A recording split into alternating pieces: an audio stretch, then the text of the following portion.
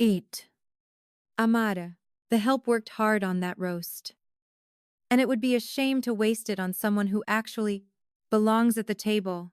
Victoria Beaumont didn't even look at me when she said it. She stared through the glass of her Hamptons Terrace, her manicured hand waving dismissively toward the floor.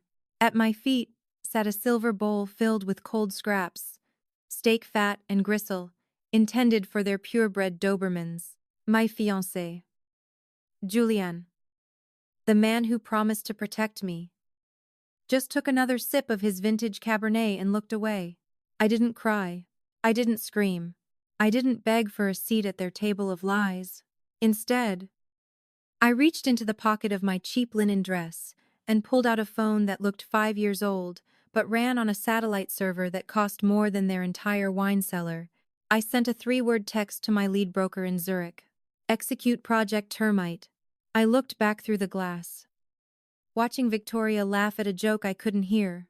She thought she was looking at a charity case from Lagos. She had no idea she was looking at the woman who had just authorized the silent liquidation of her entire $40 million retirement portfolio. Before I tell you how I burned their golden empire to the ground and left them begging for the very scraps they fed me tonight, I want to ask you something. Have you ever been underestimated? Have you ever had someone look at your clothes and decide you weren't worth their respect? Comment below with justices if you've ever had a revenge moment of your own. And if you want to see exactly how a nobody becomes the nightmare of the 1%, make sure you hit that like button and subscribe. You won't want to miss a single second of this. Because the story doesn't start on this terrace. It starts 3 months ago. With a ring that was a lie and a family that forgot one very important rule.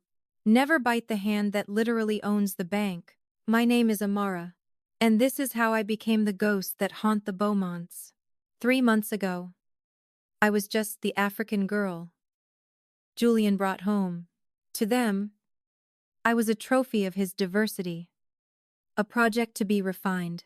To May, they were an interesting case study in fragile egos. I had spent years building a multi-billion-dollar fintech empire under a series of shells and aliases. I liked the quiet. I liked the anonymity. And I thought I liked Julien. But the moment we stepped into the Beaumont estate, the air changed. It smelled of old money and new rot. Victoria met us at the door. She didn't hug me. She handed me her coat. The laundry is in the basement.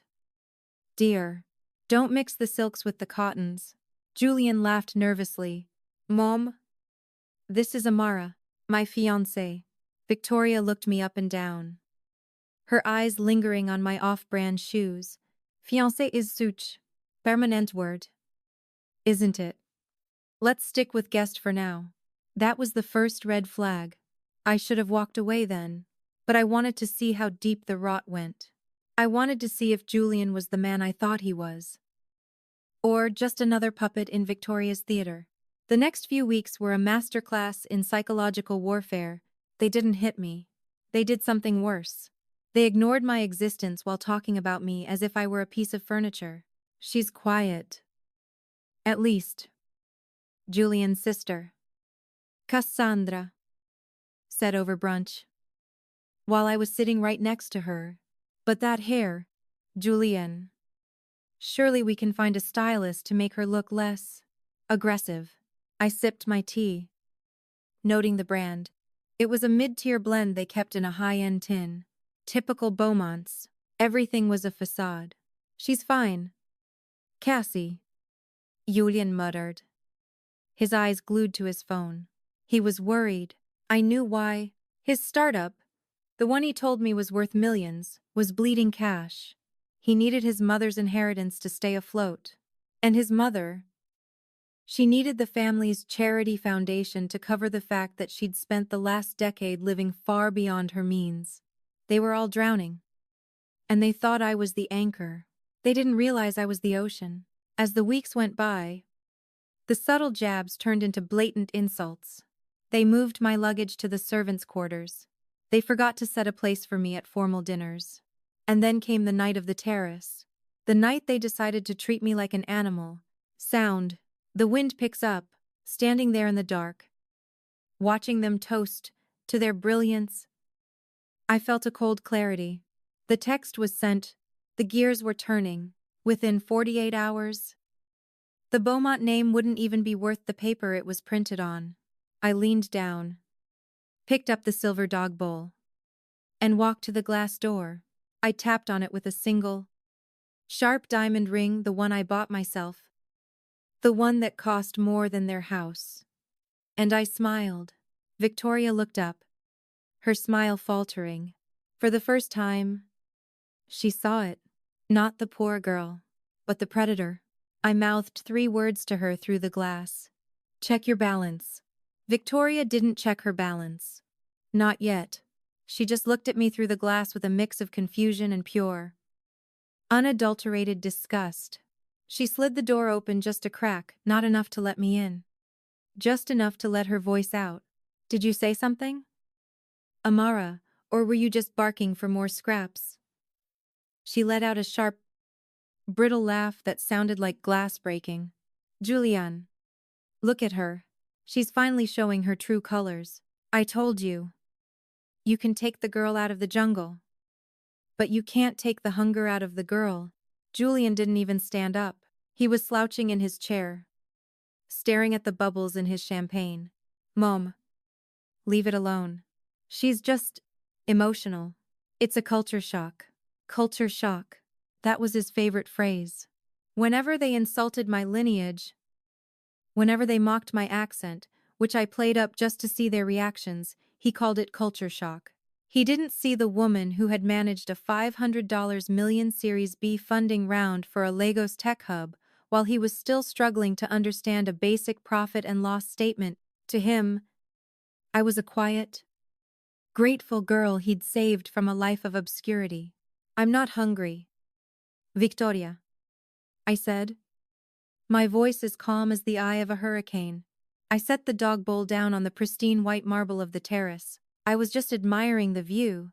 It's amazing how high up you feel right before the ground gives way. You're delusional, she spat, finally sliding the door shut and locking it. I stayed out there for another hour. In the United States, especially in circles like this, status isn't just about what you have, it's about who you can look down on. The Beaumonts weren't just wealthy, they were performatively wealthy. Every bag Cassandra carried, every watch Julian wore, was a shield against the reality of their crumbling empire. I walked toward the guest wing, the servants' wing as they called it, and past the hallway lined with Beaumont ancestors, oil paintings of men in powdered wigs and women in corsets. They looked down at me with the same cold eyes Victoria had. They thought their legacy was untouchable.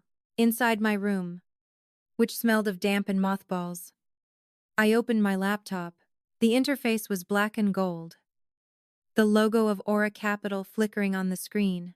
Most people in the world of high finance knew the name, but nobody knew the face behind it. I was the ghost of Wall Street. I began to scroll through the data I'd been collecting since the day Julian proposed. Let's see what's under the hood. Victoria, I whispered to the empty room. I pulled up the Beaumont Charitable Trust. On paper, it provided clean water to villages in West Africa. In reality, it was a sophisticated money laundering funnel. Victoria had been using donations to pay for her $15,000 a month skincare regimen and her offshore gambling debts in Macau. She wasn't just a snob, she was a thief. And then there was Julian. My sweet, hard-working Julian. I opened a file labeled The Socialite. There were dozens of photos, time-stamped over the last 3 months. Julian at a penthouse in Manhattan. Julian at a jewelry store, buying a necklace that definitely wasn't for me. Julian with a woman named Isabella Vanderbilt, a girl whose last name carried the weight the Beaumonts were losing. He wasn't marrying me for love. He was marrying me because he thought I was low maintenance and wouldn't notice him using my non-existent meager savings to hide his business losses until he could secure Isabella. I was his placeholder, his human shield. I felt a pang of something, not heartbreak, but a cold, clinical disappointment. I had genuinely hoped he was different. But in this world, even love is just a transaction. I looked at the clock. 11:45 p.m. I pulled up the retirement fund I had mentioned earlier. Victoria had entrusted the management of her private wealth to a boutique firm called Sterling and Associates. What she didn't know was that Sterling and Associates had been acquired by a parent company 6 months ago. And that parent company was me. I could have ended it then. I could have hit delete and watched her world vanish in a heartbeat. But that would be too quick, too merciful. If you're going to destroy a house of cards, you don't use a leaf blower. You remove one card at a time and watch them scream as the structure begins to lean. I tapped a key. Freezing her liquid assets under the guise of a suspicious activity audit triggered by her own illegal transfers to the charity. The first crack in the foundation had been formed. I closed my laptop and walked to the window, looking out at the dark Atlantic. In my country, we have a saying: the lizard that stayed at the back of the house became the head of the household. They wanted me to stay in the back. Fine. I would stay in the back until there was no house left for them to stand in. The next morning, the screaming started. It wasn't the sound of a dog. It was the sound of Victoria Beaumont realizing her Black Centurion card had just been declined for a $200 delivery of organic goat milk soap. The game had officially begun. It's a glitch. It has to be a glitch. Victoria's voice echoed from the kitchen all the way to my damp little room in the West Wing. I stood by the door, listening. I didn't need to be in the room to see her face, the veins popping in her neck. The way her perfect French manicure was probably digging into her palms. Julienne, call the bank. Now, she shrieked. I'm trying to finalize the catering for the gala, and the card was declined. Declined. Do they have any idea who I am? I stepped out into the hallway. Moving like a shadow, I was wearing a simple, faded cotton wrap, the kind of thing they called peasant rags. I walked into the kitchen just as Julian was fumbling with his phone, his face a ghostly shade of gray. Amada. Not now. Julian snapped without looking at me. We're having a technical issue. Is everything okay? Victoria, I asked, my voice dripping with forced concern. I leaned against the counter, watching her. You look a little flushed. Perhaps a glass of water. Oh, wait. I forgot. The help hasn't arrived yet. And you don't know how to use the sink. Do you? Victoria turned on me, her eyes narrow slits. Shut up.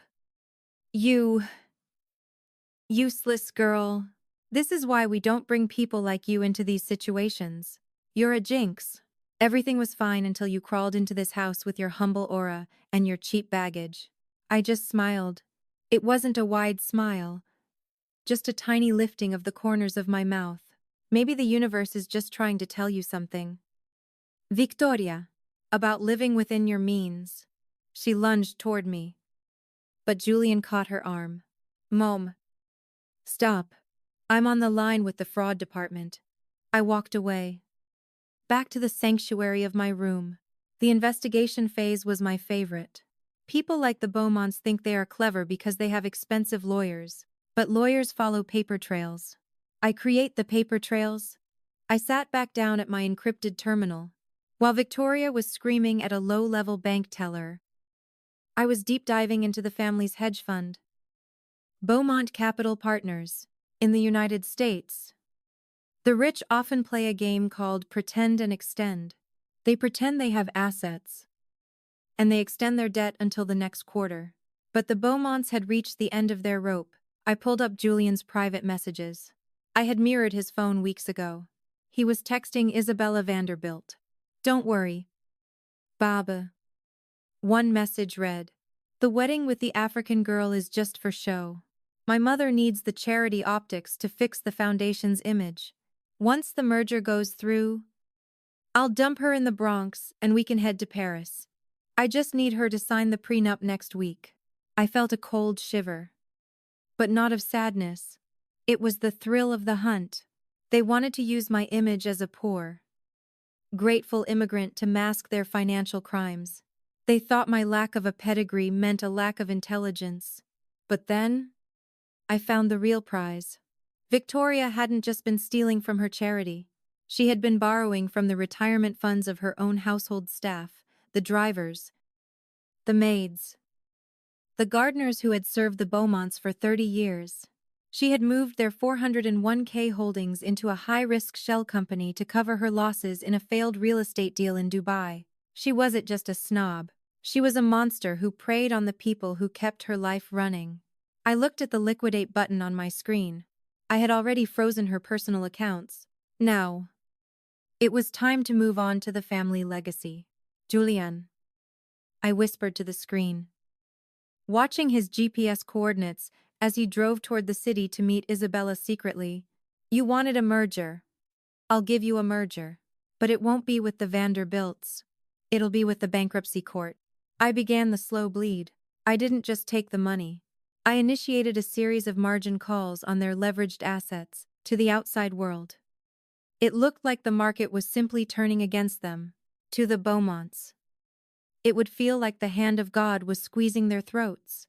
I sent one more text to my team. Anonymously tip off the IRS about the Clean Water for Africa Foundation. Give them the ledger from folder 7. Let's see how Victoria likes tribal food when it's served in a federal prison. I closed the laptop and walked to the mirror. I took off the cheap plastic earrings I'd been wearing and replaced them with two small, perfect blue diamonds. Stones that could buy the very house I was standing in. I looked at my reflection. The poor daughter-in-law was gone. The architect was here. The distant sound of a siren. Far off in the Hamptons night, the investigation was over. Now, it was time for the destruction, and I was going to enjoy every single second of it. Monday morning in the Beaumont household used to be a symphony of pretension, the rustle of the Wall Street Journal, the smell of expensive croissants, and the condescending silence directed at me. But today, the symphony was out of tune. Julian. Why hasn't the wire hit? Victoria's voice was dangerously low. The kind of whisper that precedes a scream. She was standing in the foyer, dressed in a silk robe that cost more than a mid-sized sedan, clutching a phone to her ear. The auction house for the Gatsby Gala is calling. They said if the deposit isn't in by noon, they're giving our table to the Goldbergs. The Goldbergs. Julian. They're tech money. They're new. Julian walked into the room, his tie undone, his eyes bloodshot. He hadn't slept. He'd spent the night trying to figure out why his foolproof crypto hedge fund had suddenly dropped 40% in a stable market. I don't know. Mom, he snapped, his usual composure cracking. The bank says our primary account is under administrative review. Something about a flag from the Treasury Department. It's probably just a mistake because of Amara's background. You know how the government is about international wires from certain regions.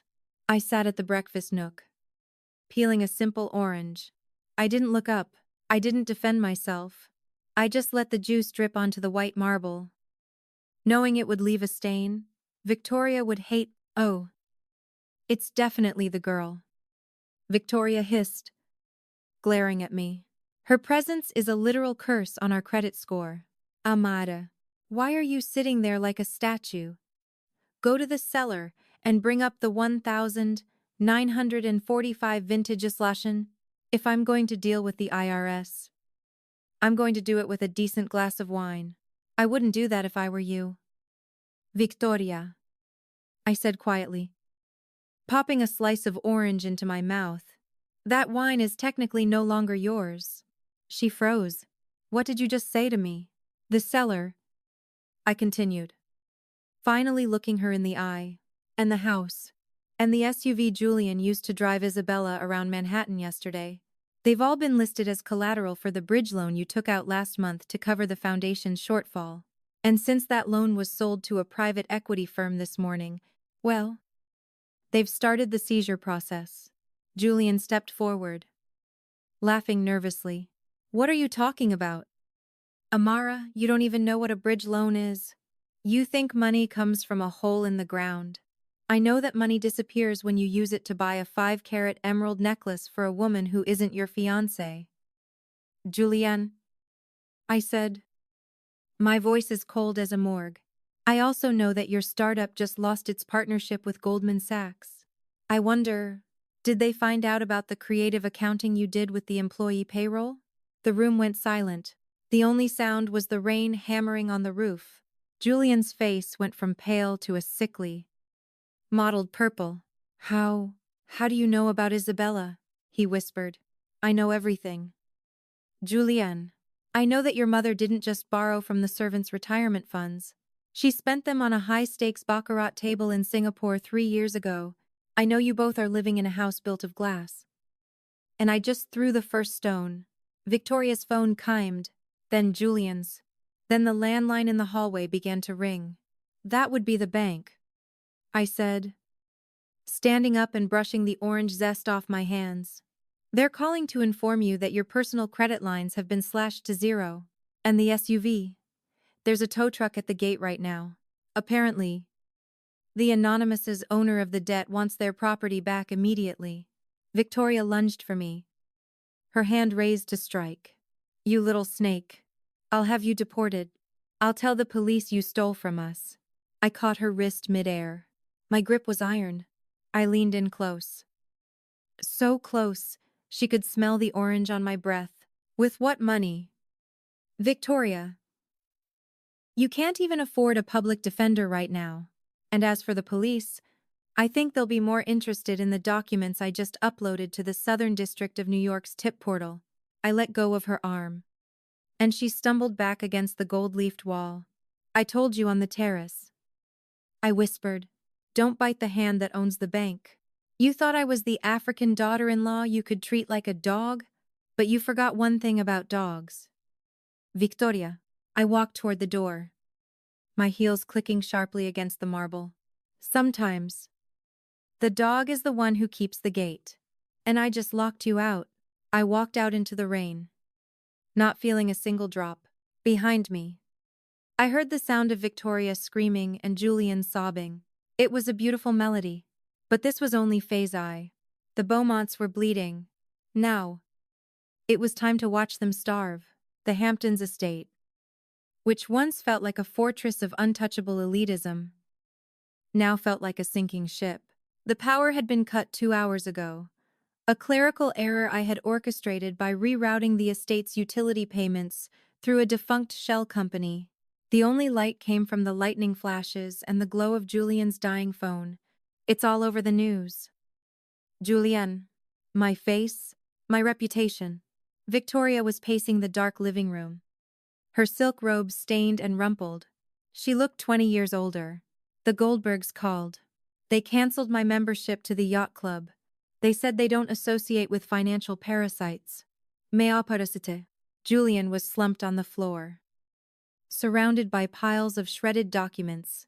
He looked pathetic. The golden boy of Manhattan was now just a man who realized his bank account was as empty as his promises. Isabella blocked me, Julian whispered, staring at his screen. I called her to ask for a loan, and she told me she doesn't date charity cases. She's already at a gala with someone else. Amara was right. It was all built on nothing. I watched them from the shadows of the mezzanine. I was dressed in a sleek, black turtleneck and tailored trousers, no longer the humble girl. But the executioner, it wasn't built on nothing. Julian, I said, my voice echoing in the hollow room. It was built on the backs of people you thought were beneath you. The driver you fired without severance, the gardener whose pension you gambled away, they are the ones who built this house. You just lived in it. Victoria looked up, her eyes wild. You did this. You're a spy. A plant. Who are you working for? Is it the rivalry group? Did they send you to infiltrate us? I walked down the stairs, slow and deliberate. I don't work for your rivals, Victoria. I own them. I bought a majority stake in the rivalry group last quarter, just to ensure they wouldn't accidentally bail you out. The silence that followed was heavy. Victoria's jaw dropped. The realization that the uneducated girl from Africa was actually the silent titan of the industry was a blow more painful than any loss of money. But why? Julian stammered. I loved you, Amada. In my own way. In your own way, I laughed. A sharp, cold sound. You loved the idea of a woman who wouldn't ask questions while you used her. You love the idea of someone you could look down on to feel bigger. That's not love. Julienne, that's an ego trip. And the trip is over. I pulled out my tablet and showed them the screen. It was a live feed of the Beaumont Capital office in Manhattan. FBI agents were carrying out boxes of files. Phase 2 is complete. I said. By tomorrow morning, the Beaumont name will be synonymous with fraud. Every board of directors you sit on will vote to remove you. Every friend you have will delete your number. You won't just be poor. You'll be invisible. Please. Victoria suddenly fell to her knees. Her pride finally shattering. Amara. Please. I was wrong. I'll apologize. I'll tell everyone how wonderful you are. Just make the audit stop. Give us enough to keep the house. I can't live in a regular apartment. I looked down at her.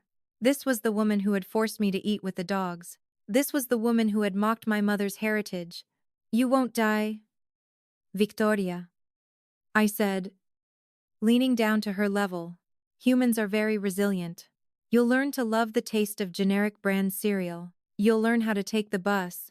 And who knows, maybe after 20 years of working a service job, you'll finally understand why the help deserves respect. I turned to Julian, who was crying silently. The prenup you wanted me to sign, I modified it before you gave it to me. You signed a document that legally transfers the remaining equity of your startup to a trust for the employees you cheated. You're not just broke. Julienne, you're unemployed. My ride is here, I said, checking my watch. The foreclosure team will be here at 8. 00 am. I suggest you pack what's left of your dignity. It shouldn't take long, there isn't much of it. I walked out the front door, leaving them in the dark. Cold ruins of their legacy. As I stepped into the SUV, my assistant handed me a glass of chilled water. Where to? Mom?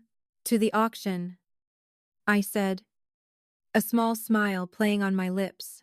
I want to be there. When the Beaumont estate officially becomes the Amara Foundation for Financial Justice, the House of Cards had fallen. Now, it was time for the final flex. The air in the Manhattan ballroom was thick with the scent of old perfume and desperation. This wasn't just any auction. It was a distressed asset liquidation. To the elite gathered here, it was a bloodbath. To May, it was a victory lap. Victoria and Julian were there, huddled in the back corner. They looked like ghosts haunting their own funeral. Victoria was wearing a vintage suit she'd managed to hide from the repo men, but it hung loose on her frame. Julian's eyes were darting around the room, looking for a familiar face. A savior. A friend. But every time he made eye contact with a former colleague, they looked away as if poverty were a contagious disease. And now, Lot 402. The auctioneer announced, his voice booming through the speakers. The Beaumont estate, including the Hamptons property, the Manhattan penthouse, and the remaining intellectual property of Beaumont Capital. Opening bid. $15 million. Silence fell over the room. 15 million was a steal. But nobody wanted the Beaumont curse. The federal investigation had turned their name into poison. 10 million, the auctioneer tried again. Do I hear 10? Victoria leaned over to Julian, her voice a desperate rasp I could hear from 3 rows away. Where is the mystery buyer, Julian? You said the Aura Group expressed interest in the debt. If they buy it, we can negotiate a leaseback. We won't have to move out. Julian nodded frantically. They're here. Mom, I saw their representative. They specialize in rehabilitation. They'll save us. Poor. Delusional Julian. I stood up. I wasn't wearing the peasant rags anymore. I was wearing a bespoke midnight blue power suit with a gold brooch in the shape of a lioness, the symbol of my father's village. Every head in the room turned. The African girl they had whispered about was standing in the center of their world, radiating a power that made the room feel small. 20 million. I said, my voice clear and steady. Victoria gasped, her hand flying to her throat. Amara, what are you doing here? You don't have $20. Let alone 20 million. Guard. Security. This woman is an imposter. The auctioneer paused, looking at me, then at his tablet. He didn't call security. He bowed his head slightly. The bid is recognized. 20 million from the CEO of Aura Capital. The room erupted in a low roar of shock. Victoria's face went from pale to a terrifying shade of translucent white. She collapsed into her chair, her eyes wide as she watched me walk toward the front of the room. You, Julian stammered, stepping into the aisle. You're Aura Capital. But that's the firm that bought our debt. You didn't just find out we were failing. Amara, you made us fail. No, Julian, I said, stopping right in front of him. I reached out and adjusted his crooked tie one last time. You made yourselves fail. I just moved the deadline up. You treated me like a stray dog, while I was the one holding the leash to your entire life. I turned to the auctioneer. Make it 25 million. I want the proceeds to go directly into the court-mandated restitution fund for the employees the Beaumonts defrauded. Every cent. Sold. The hammer came down with a final, echoing thwack. To the lady in blue. I walked over to Victoria. She was trembling so hard her pearls were clicking against each other. I leaned down, mirroring the exact posture she had used when she forced me to eat outside. I have a gift for you, Victoria, I whispered. I handed her a small, elegant envelope. She opened it with shaking fingers. It wasn't a check. It was a lease agreement for a one-bedroom apartment in a government-subsidized building in the Bronx. Attached to it was a job offer. Junior maintenance staff at my new foundation. It's not the Hamptons, I said, a cold smile touching my lips. But it's a roof. And the best part, the building allows dogs. Maybe they'll teach you a thing or two about loyalty. I turned my back on them for the last time. As I walked out of the ballroom, I could hear Victoria finally breaking a long, shrill scream of, "Do you know who I am?" that no one bothered to answer. They finally knew who I was, and that was enough. The paperwork is finalized, Mom, my assistant said, tapping her tablet. The Beaumont name has been legally removed from the foundation, the estate, and the scholarship funds by tomorrow morning. The sign on the Manhattan building will be replaced with your family's crest. I leaned back into the heated leather seat, looking out at the city lights of New York. The United States is a land of dreams, they say. But for people like Victoria Beaumont, it's a land of mirrors. They only see what they want to see until someone shatters the glass. I thought about the silver dog bowl on the terrace.